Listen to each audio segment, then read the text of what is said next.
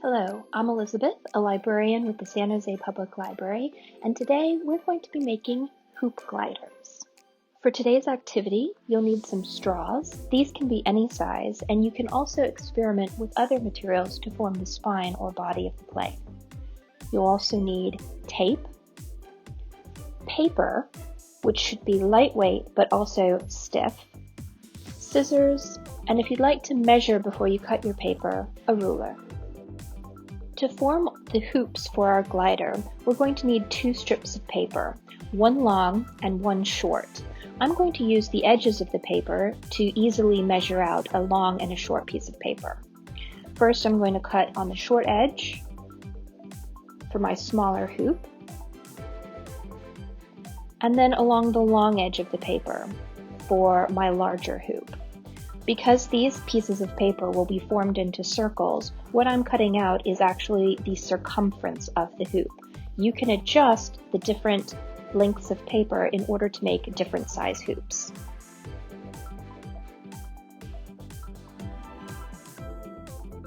Now that I have my 2 strips of paper, I'm going to assemble my hoop glider.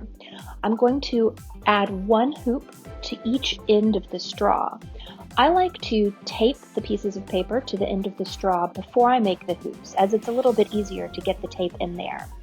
I just want to make sure that my hoop is attached securely to my straw.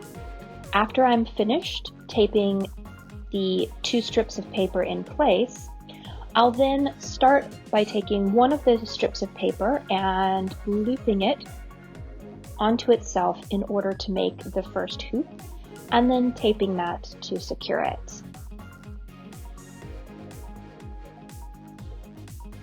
Then I'll do the same for the other strip of paper.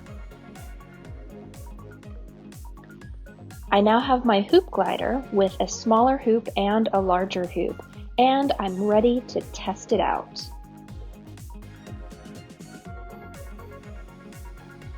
To fly your hoop glider, hold it with the small hoop in front of the large hoop and the spine at the top of the glider.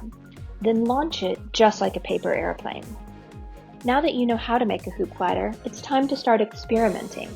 You can try cutting the strips of paper to make the hoops thinner or thicker.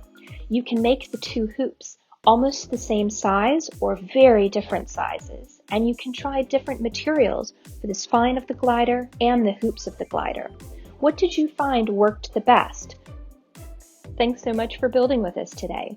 If you enjoyed today's activity, please let us know how we did by filling out the program survey. The link can be found in the description box below. Also in the description box below, I'll put a link to John Collins, the Guinness World Record holder for the longest paper airplane flight. He demonstrated for Wired magazine how to make 5 different paper airplanes. So if you want to make more things that fly, you should definitely check it out.